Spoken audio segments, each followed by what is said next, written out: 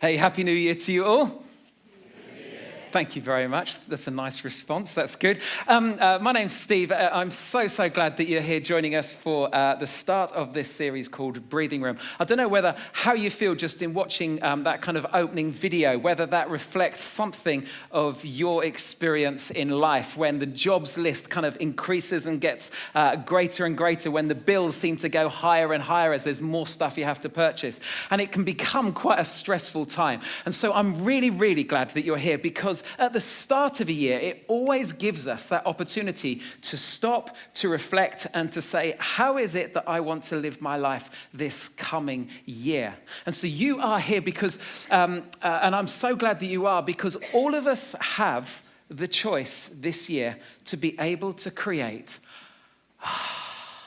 breathing room.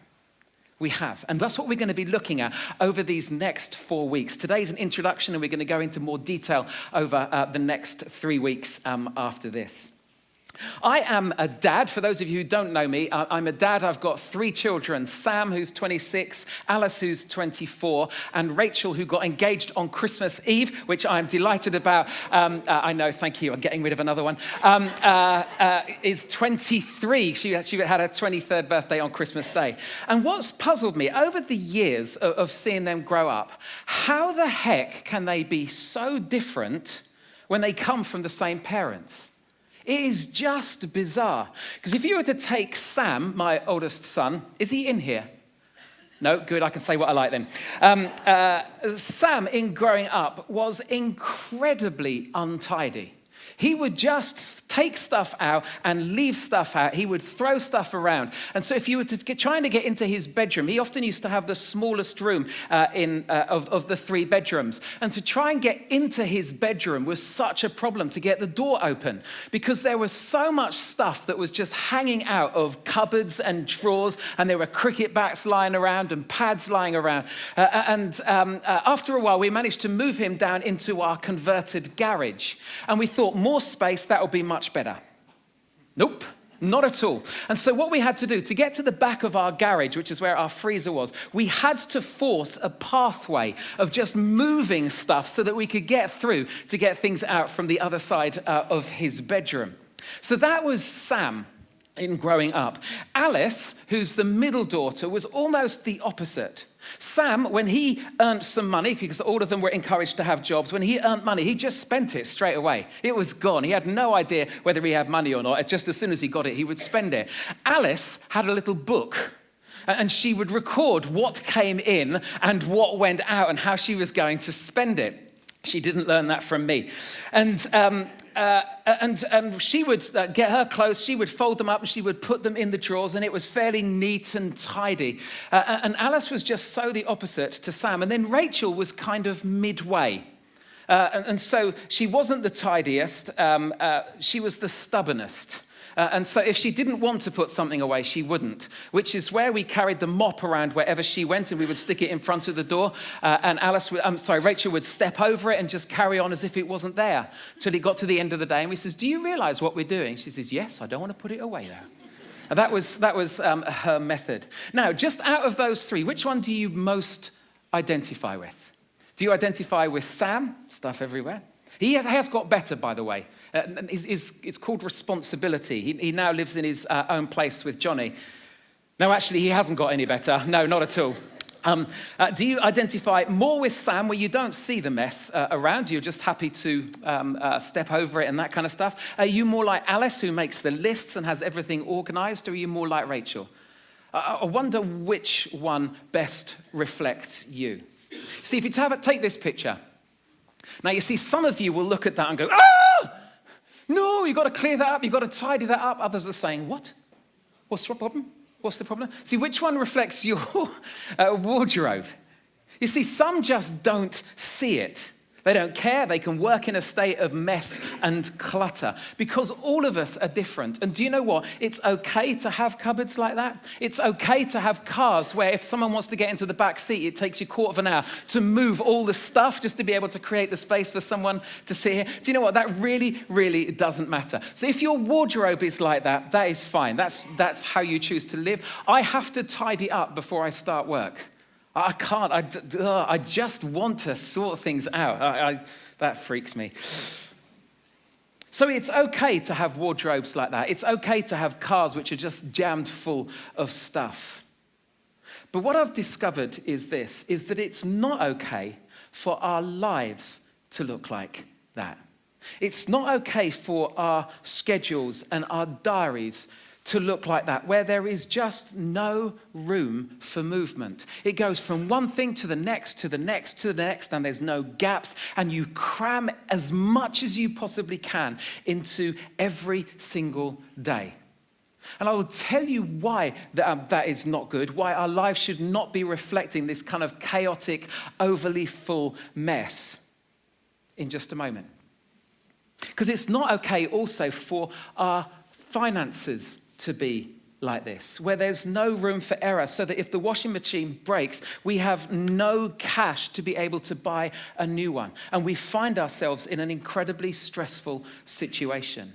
It's not even okay for our relationships to look like this, where life is so busy and we're chasing around after people and doing things. And especially as a parent, I just remember this so much, of wanting to get my kids to do as much as they wanted. And so we would find ourselves going off in different directions, Sarah and I, with different kids. And we would drop them off and we'd then have to wait an hour and then bring them back. And there was one day we had to meet in Stowe Upland to do the kids transfer, as we were then having to take them off into other things as well. And what it became about was doing activities rather than enjoying activities. And the problem is that with our lives, all of us want to get the best out of life. And so we chase after things and we say yes to things and we take extra responsibility on because we think that it will provide us with the life that we've always wanted. Living life this way, we can cope with for a while, but it has its downside. Just take a look at this picture. See, that is a gorgeous picture, that, isn't it? But you see, that is a picture with breathing room. You see, life is better with breathing room and with having space to breathe. And what I mean by breathing room is this. It is the space between our current pace and our limits. Every single one of us has limits. We have limits financially of how much money comes in. We have limits with regards to our time and the time that we can invest into relationships. And so breathing room is between what we're doing now and the limit. And our limits might be very, very different. Sarah will look at my diary and say, that's crazy, that's stupid. I could not live like you live. And that's fine because her limit will be different to mine. Your limit will be different to the person sitting next to you. But the truth is that all of us do have limits. And somewhere there is a breaking point. See, let me give you an example of what breathing room is. Okay, when going through this list, it freaked me a little bit. The evidence of breathing room is arriving early. Okay, some of you need to hear that, okay? The evidence of breathing room is time between appointments. The evidence of breathing room is having some money left over at the end of the month. Another evidence of breathing room is when you hit an emotional bump, you've got the time to be able to handle it and to deal with it. Evidence of breathing room is working hard but still having time for family and friends during the week. That's evidence of breathing room. The opposite, what are the results of no breathing room? Well, it's this: stress levels go up. Tempers become much shorter because the pressure is on so much. You know, when you've allowed your 20 minutes to get to the next meeting or the next appointment, and then there's a farmer on a tractor going along incredibly slowly, 25, 30 miles an hour in a 30 mile an hour speed limit. And you what? Yeah, you know, don't you? And do you know how agitated you feel? It's because we've left no breathing room. And because there's no breathing room, we know we're going to be late, which means we're going to let someone else down, which just makes it so awkward for us. Can I just say that I am speaking to myself when doing all of this too? The other thing of the result of breathing room is this, is that we become really distracted. And so we're not present as we're worrying about what's coming up or the issues that are faced. And so that when we're with our family, we're not present. The third one is this, is that relationships do suffer. You know, when I'm going from one meeting to the next and I get back and Sarah's at home and I have the chance to talk with her, I don't want to talk with her because I just want to have space. And so what does that say to Sarah? It says that work's much more important than she is. And it's not, and I hate that. But that's what happens when there is no breathing room. Relationships will always suffer. When the kids were growing up and I used to be short-tempered with them, I would often just say to them, I'm really sorry, but Daddy's really tired. And I remember going upstairs and telling one of the kids off, and one of them just looked at me and says, "Are you tired, Daddy?" It just shows, doesn't it? It just shows. That's what happens when we have no breathing room. And while it's true that some of this is put upon us by our employees or employers or whatever, and it feels like it's out of control, so often, actually, it's down to your choice and my choice as to whether we have breathing room in our lives. Because why do we allow our lives to get so full? Well, one of the reasons is because we want to live life to the full and we don't want to miss out on things. So there can be a lack of discipline that we can't say no. That is my big issue. Whenever people ask for something, I always want to say yes because I want to please people. But it just chocks up the diary like I don't know what. It can be a busy season of life that there's just no breathing room because you've got a 2-year-old and a 4-year-old and a 6-year-old. And it's like you are constantly on the go all the time. So breathing room, sometimes it just happens to us, but sometimes it's our own decisions. And the reason I think, for one of the biggest reasons why we have no breathing room, why we allow our lives to get so busy, is because of this word here. It's because of fear. FOMO, fear of missing out. Fear of missing out on fun, fear of missing out on every opportunity that comes. And so we always go for it. Fear of missing out on the bargain, so we'll buy it now even though we can't afford it. And we make those decisions because we fear we're going to miss out on something good on life. The second one is the fear of falling behind. I don't know if any of you who were part of the Forge last summer, we did a series called The Comparison Trap, and how there is something within us that always wants to compare ourselves to other people. And so we chase after what they have, and we chase after being at the same position in life as they are. And so this fear of missing out and this fear of falling behind makes us keep on saying, yes, I'll take that promotion. Yes, I will do that. Yes, I have to buy that. And it's this drive because we don't want to miss out and we don't want to fall behind. And also, deeper than that, there is this fear of not mattering.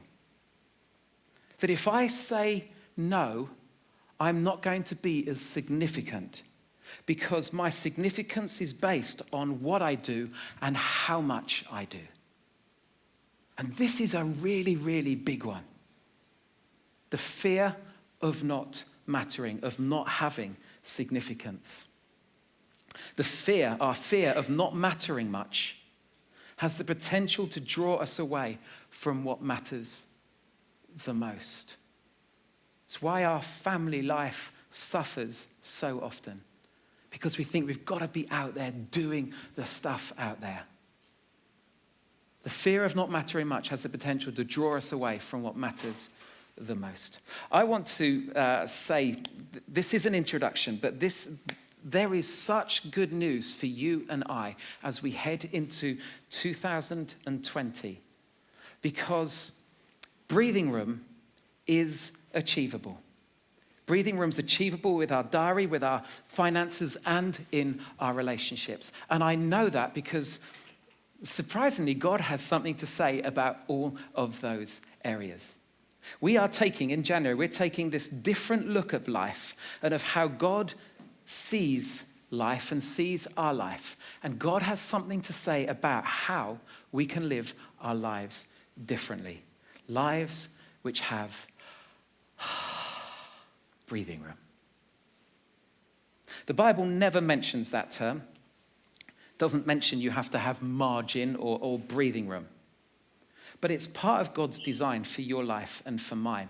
And so if we were to go back thousands of years, there was a group of people, they were called the Israelites, and they had been held in slavery for 400 years in a place called Egypt.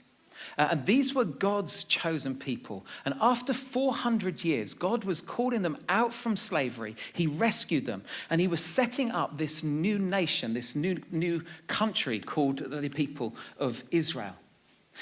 And they had had 400 years of one way of thinking. And that one way of thinking is that our value comes from what we do. They were slaves. And so if you were ill, you were not valued. You were discarded. You might even be killed. If you couldn't work, then you had no value to the Egyptians. So this goes back, 10 generations probably in 400 years? And so people had grown up, had been born and grown up, and they'd seen with their parents and their grandparents and then their own lives that it was about work, 24 every day of the week and of the year. And God sets them free.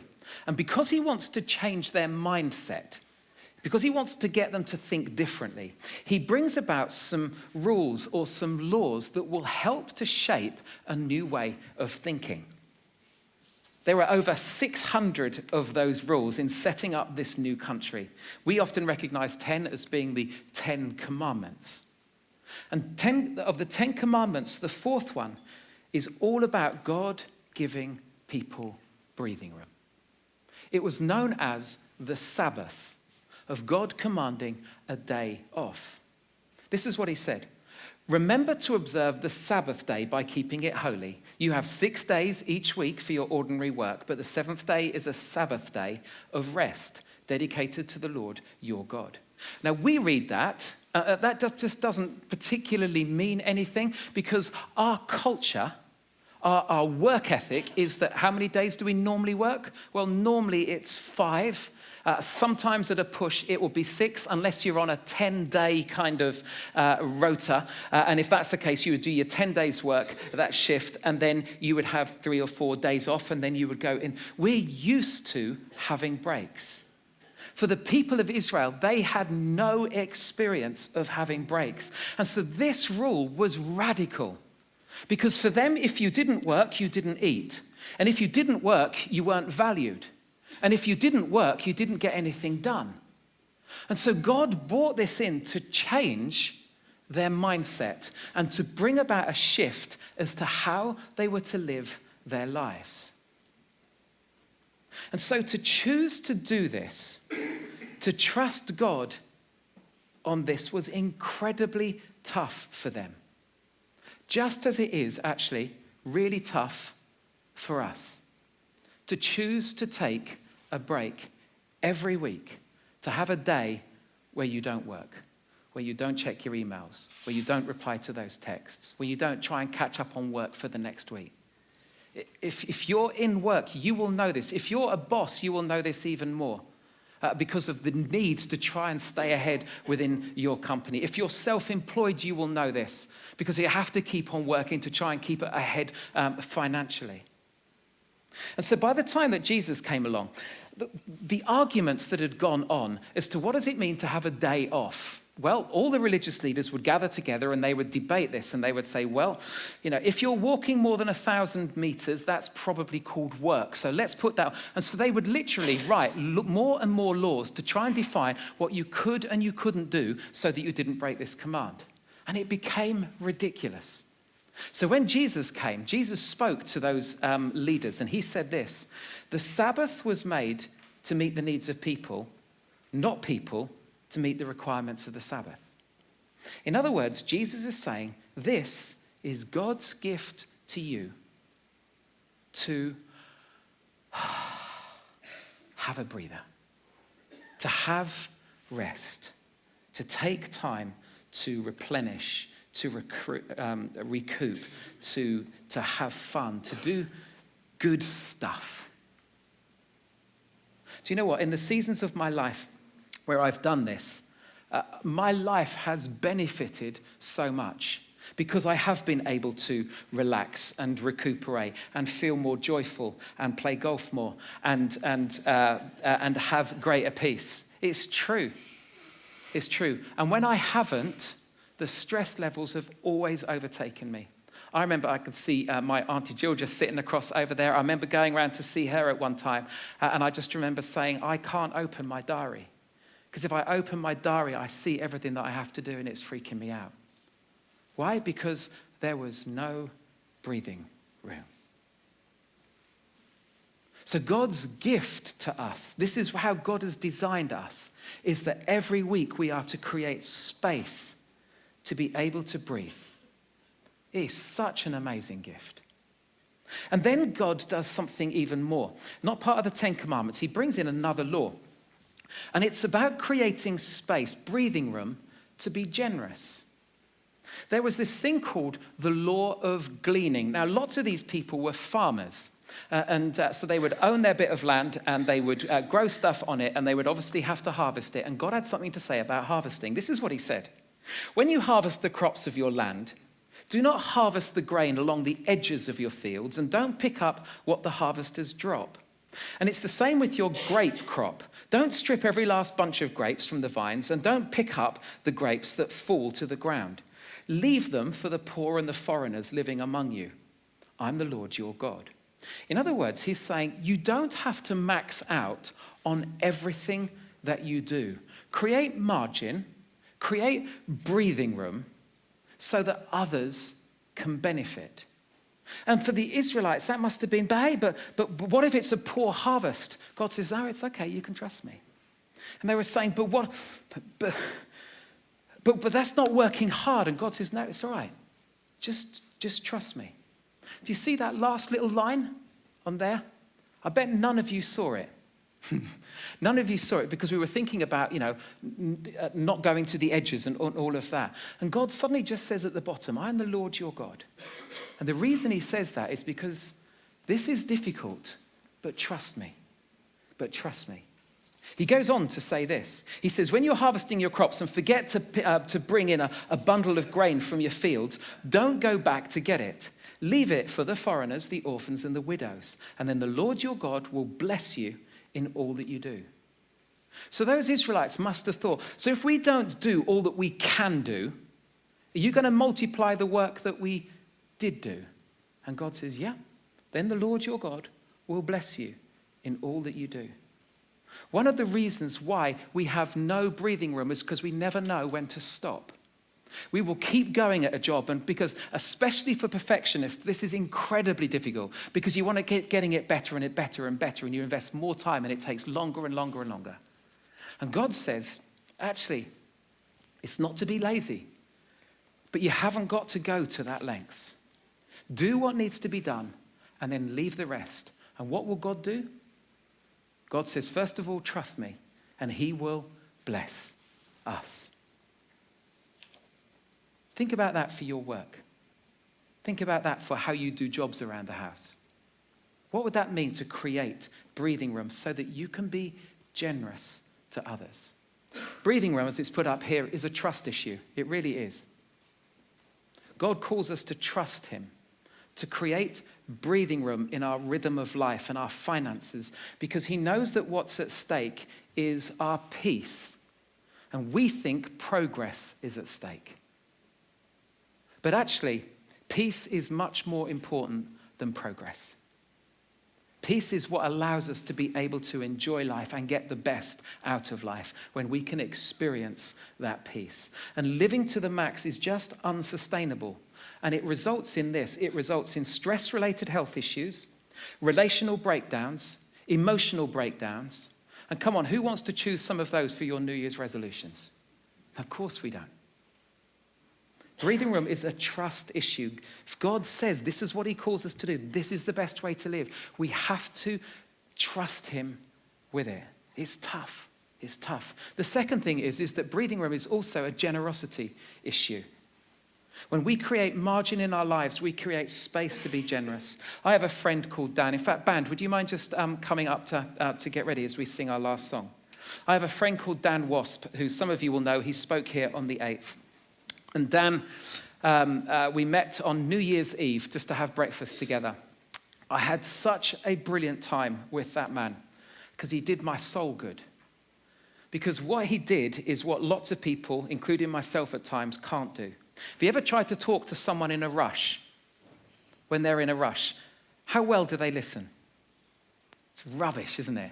Because you can tell from their body language that they want to keep getting going. So they're being polite. They are looking at you at times, but they'll also glance at their phone or glance at the... And you kind of know that they're not really taking it in. I tell you, sitting opposite Dan and having our breakfast together as we both shared stuff about our lives, it was just soul building. It was, because I had his full attention.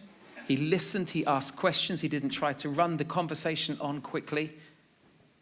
And I benefited so much. He was so generous to me. And that's the benefit of breathing room. It allows time to give people attention. Do you know what? In our attempts to get the most out of life, because all of us want to do that, in our attempts to get the most out of life, we run the risk of losing control of our lives. And who wants to go into 2020 knowing that your life is going to get out of control again?